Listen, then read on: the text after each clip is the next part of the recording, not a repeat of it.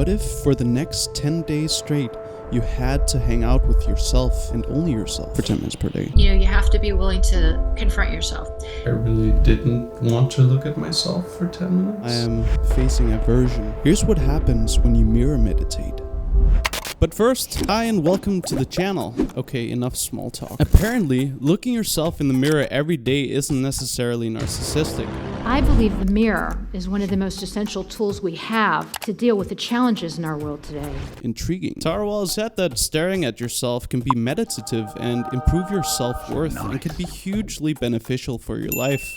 Little does she know that I hate improving my life. Anyway, to test this out, I decided to try to mirror meditate every day for the next 7 days. Well, I actually decided to do it for 10 days instead of 7. And you won't believe what happened. Or will you? Okay, so while you watch me prepare for my first mirror meditation here, which I definitely didn't do before filming this, I have a question about this whole endeavor. What is mirror meditation specifically? In my technique, I really encourage people to simply listen more than talk, right? Because sometimes we get a little nervous looking at ourselves, or, we don't want to have the experience of not doing anything. We always have to be doing something, like improving or working on something, like saying some positive affirmations and, getting ready. But what would happen if we were just quiet and we just listened? We just looked at ourselves and just listened. What is it like just to sit with yourself for 10 minutes a day and see what comes up as you look at yourself? Good question. Well, here's what happened after my first day.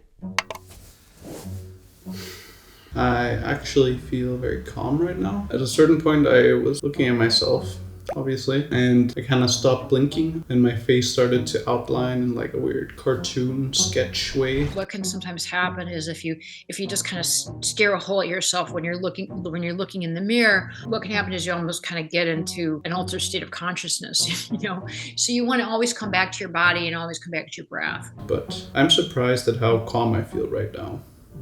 Hello, it's day 2 today and I took a shower today after noticing my hair yesterday.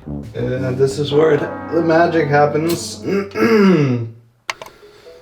Alright, so I just finished day 2 of mirror meditation. But at a certain point I got into it, like maybe after 5 minutes, where I felt like I was seeing myself from the perspective of someone else. Then at a certain point I just started doing this with my eyebrows.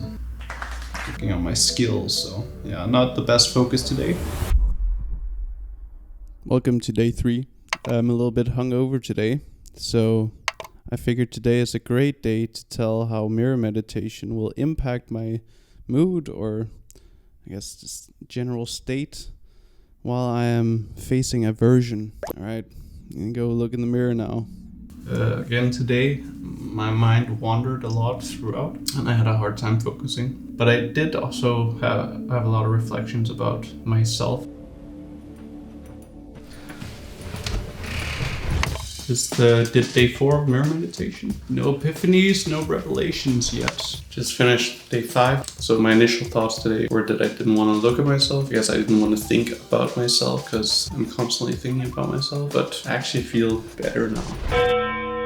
It can be a way to reduce stress. If you, however, associate the mirror in your own image with criticisms and problems and everything that's wrong with you, then it's going to create anxiety. So part of mirror meditation is learning to develop a positive relationship with seeing yourself in the mirror, which kind of sounds a little bit cheesy, but it's really essential to, to say, oh, I love myself when I look in the mirror.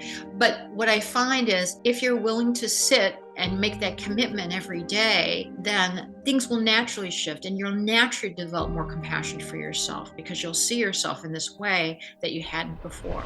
Day 6. Today was more interesting to use this little mirror. One thing that I noticed was this bump I have. I have a bump here which I got when I was a kid because I fell into the corner of a granite tabletop. Kind of a flashback moment. What else? I felt very calm after. Well, I riled myself up because I'm talking to myself in front of a camera and a mirror. Just finished day 7 of mirror meditation. Once again, I spaced out and it was hard to focus. But today I'm talking with Tarwal and hopefully she can tell me how to better practice the technique. You just let whatever happens come to you while you're in front of the mirror.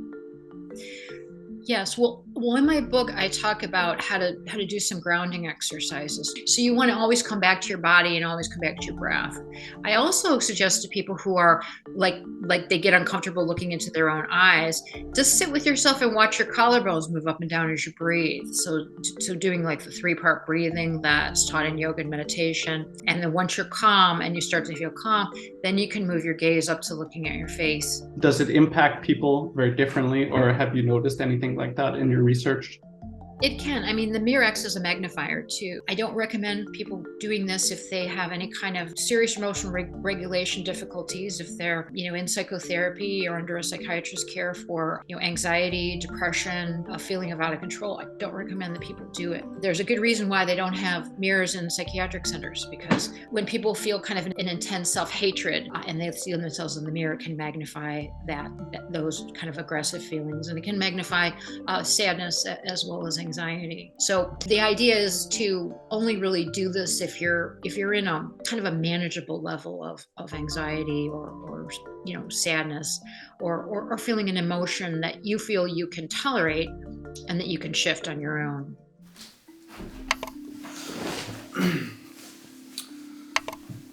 Just finished day 8 today, and today went very quickly. Tried to incorporate what Tara Well had said about breathing first if you can't focus, and that helped a bit for sure. Just finished day 9 of mirror meditation. It's morning right now, so I did it right after my morning coffee, and I'm really not a morning person, so it was kind of interesting to devote 10 minutes in the morning to look at myself when I usually just want to be by myself. So I got to see how angry I look in the morning, which was interesting experience. All right, conclusion. Now have finished day 10. That was actually yesterday, and once again it was hard to focus during the session. Looking back over these 10 days, I think that's definitely one of the common themes I've noticed. I've spaced out a lot. It's been hard to keep focus during the sessions. And I think that may be because of my motivation for doing this challenge. If I'm being really honest, I've been doing these mirror meditations mainly for the purpose of making this video, as opposed to doing it because of a real need for self-reflection or a tool for dealing with life. Not that I don't need that, but while sitting there, I would keep thinking about what I would say in the video and what I would say as a reflection after doing the mirror meditation, so that's impacted my focus for sure.